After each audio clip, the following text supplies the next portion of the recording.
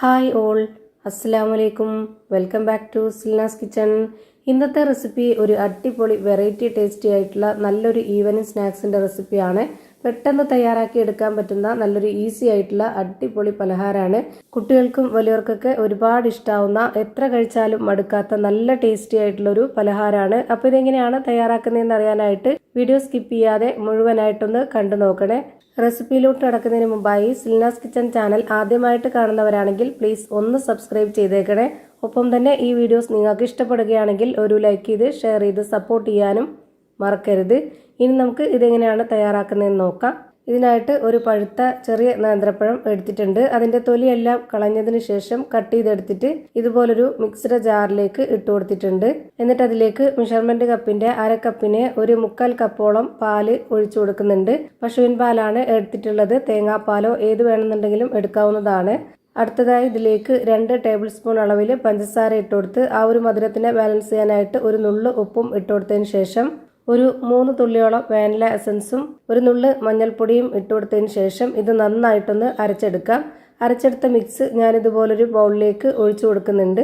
ഇനി ഇതിലേക്ക് 250 ml കപ്പിന്റെ അളവിന് 1/4 കപ്പോളം മൈദയാണ് ഇട്ട് കൊടുക്കുന്നത്. അതിൻ്റെ കൂടെ തന്നെ ഒരു 1/4 കപ്പ് അളവിൽ ഗോതമ്പ് പൊടിയും ഇട്ട് കൊടുക്കുന്നുണ്ട്. മൈദ മാത്രമായിട്ട് 1 കപ്പ് അളവിൽ ഇട്ട് കൊടുക്കാവുന്നതാണ്. അതല്ലാന്നുണ്ടെങ്കിൽ ഗോതമ്പ് പൊടി മാത്രമായിട്ടും 1 കപ്പിൽ ഇട്ട് കൊടുക്കാവുന്നതാണ്. അതൊക്കെ എങ്ങനെ വേണമെന്നുള്ളത് ഓരോരുത്തരുടെ ഇഷ്ടമാണ്. ഞാനിപ്പോൾ ഇങ്ങനെയാണ് തയ്യാറാക്കിയെടുക്കുന്നത്. ഞാനിപ്പോൾ ഇതിലേക്ക് ഇട്ട് കൊടുത്തിട്ടുള്ളത് 1/4 കപ്പ് അളവിന് മൈദയും 1/4 കപ്പ് അളവിൽ ഗോതമ്പ് പൊടിയുമാണ്.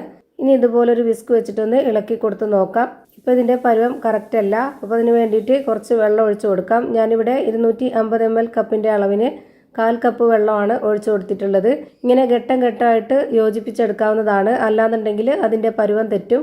വീണ്ടും ഇളക്കി കൊടുത്തതിന് ശേഷം പരുവം കറക്റ്റ് ആവാതെ വന്നപ്പോൾ വീണ്ടും ഒഴിച്ചു കൊടുത്തിട്ടുണ്ട്. അതേപോലെ തന്നെ 1/4 കപ്പ് അളവിൽ. ഇനി ലാസ്റ്റായിട്ട് 1/4 കപ്പിനും താഴെ ആയിട്ടുള്ള വെള്ളമാണ് ഒഴിച്ചു കൊടുക്കുന്നത്.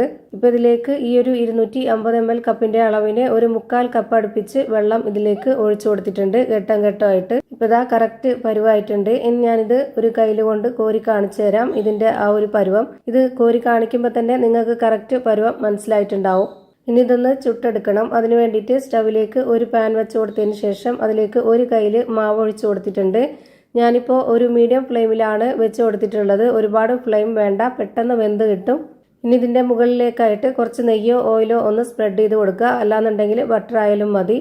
എന്നിട്ട് ഇതിൻ്റെ ഒരു സൈഡ് വെന്ത് കിട്ടുമ്പോൾ ഇതൊന്ന് തിരിച്ചിട്ട് കൊടുക്കാം. തിരിച്ചിട്ട് കൊടുത്തതിന് ശേഷം ഇതേപോലെ ഒന്നുകൂടി നെയ്യൊന്ന് സ്പ്രെഡ് ആക്കണം. ഞാനിപ്പോൾ ഇതൊരു മീഡിയം ഫ്ലെയിമിലാണ് വെച്ച് കൊടുത്തിട്ടുള്ളത്. അതേ ഫ്ലെയിമിൽ തന്നെ വെച്ച് കൊടുത്ത് എല്ലാം ചുട്ടെടുക്കുക. എങ്കിലേ എല്ലാം ഒരുപോലെ കിട്ടുള്ളൂ. ഇപ്പോൾ ഈ ഒരു വെന്തത് എടുത്ത് മാറ്റിയതിന് ശേഷം അടുത്തതായിട്ട് ഒരു കയ്യിൽ മാവും കൂടെ ഒഴിച്ചു കൊടുക്കുക. എന്നിട്ട് ഇതുപോലെ ഒന്ന് ചുറ്റിച്ചതിന് ശേഷം അതിന് മുകളിലേക്കായിട്ട് കുറച്ച് നെയ്യൊന്ന് സ്പ്രെഡ് ആക്കണം. എന്നിട്ട് അതൊന്ന് വെന്ത് വരുമ്പോഴേക്ക് തിരിച്ചിട്ട് കൊടുത്തതിന് ശേഷം അതിൻ്റെ മുകളിലേക്കും കൂടെ കുറച്ചൊന്ന് നെയ്യ് സ്പ്രെഡ് ചെയ്ത് കൊടുക്കുക. ഇതേപോലെ തന്നെ എല്ലാം ചുട്ട് ഒരു പാത്രത്തിലേക്ക് മാറ്റുന്നതാണ്. ഇനി അടുത്തതായിട്ട് നമുക്ക് ഇതിന് വേണ്ടിയിട്ടുള്ള ഫില്ലിങ്സ് റെഡിയാക്കി എടുക്കണം. അതിനുവേണ്ടി സ്റ്റവിലേക്ക് ഒരു പാൻ വെച്ച് കൊടുത്തതിന് ശേഷം ഫ്ലെയിം ഓണാക്കി അതിലേക്ക് കുറച്ച് നെയ്യ് ഒഴിച്ചു കൊടുത്തതിന് ശേഷം നെയ്യ് നന്നായിട്ടൊന്ന് ചൂടായിട്ട് വരുമ്പോൾ അതിലേക്ക് ഒരു പഴുത്ത നേന്ത്രപ്പഴം ഇതുപോലെ പൊടി പൊടിയായിട്ട് കട്ട് ചെയ്തെടുത്തതിന് ശേഷം അത് ഇതിലേക്ക് ഇട്ട് കൊടുക്കാം. എന്നിട്ട് അതിൻ്റെ കൂടെ തന്നെ ചിരകിയ തേങ്ങ ഒന്ന് ക്രഷ് ചെയ്തെടുത്തതിന് ശേഷം അതുകൂടി ഇട്ട് കൊടുക്കാം.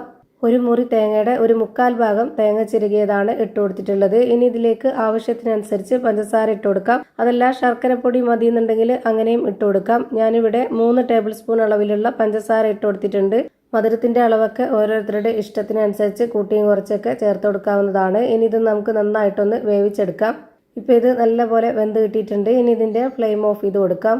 ഇനി നമ്മൾ ചുട്ട് വെച്ചിരുന്നതിൽ നിന്നും ഒരെണ്ണം എടുത്തിട്ട് ഇതുപോലെ ഒന്ന് തിരിച്ചിട്ട് കൊടുക്കുക. എന്നിട്ട് അതിൻ്റെ നടുഭാഗത്തായിട്ട് നമുക്ക് ആവശ്യത്തിനനുസരിച്ച് ഇതുപോലെ ആ ഒരു പഴത്തിൻ്റെ മിക്സ് വെച്ച് കൊടുത്തതിന് ശേഷം ഇങ്ങനെ ഒന്ന് ഒതുക്കി കൊടുത്തിട്ട് നമുക്ക് ഈ ഒരു അപ്പം ഇതുപോലെ ഒന്ന് റോൾ ചെയ്തിട്ടെടുക്കാം. ഇത്രയേ ഉള്ളൂ പണി. വളരെ പെട്ടെന്ന് കഴിയും. അതുപോലെ തന്നെ വീണ്ടും ഒരെണ്ണം കൂടെ എടുത്തു വെച്ചിട്ടുണ്ട്.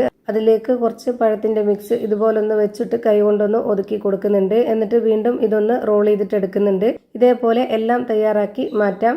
അപ്പോൾ ഇതാ ഭയങ്കര ടേസ്റ്റി ആയിട്ടുള്ള വെറൈറ്റി ആയിട്ടുള്ള ഒരു അടിപൊളി പലഹാരം റെഡിയായി കിട്ടി. ഇത്രയേ ഉള്ളൂ ഇന്നത്തെ വീഡിയോ ഇഷ്ടമായാൽ ലൈക്ക് ചെയ്യാനും കമൻറ്റ് ചെയ്യാനും ഷെയർ ചെയ്യാനും മറക്കരുത്. ഞാനിടുന്ന വീഡിയോസ് ഉടനടി കിട്ടുന്നതിന് വേണ്ടി സബ്സ്ക്രൈബ് ചെയ്ത് ബെല്ലൈക്കൺ അമർത്തി അതിൽ ഓൾ എന്ന ഓപ്ഷൻ എനേബിൾ ചെയ്ത് കൊടുക്കാനും മറക്കരുത്. പുതിയൊരു വീഡിയോയുമായി വീണ്ടും വരും. Thank you for watching.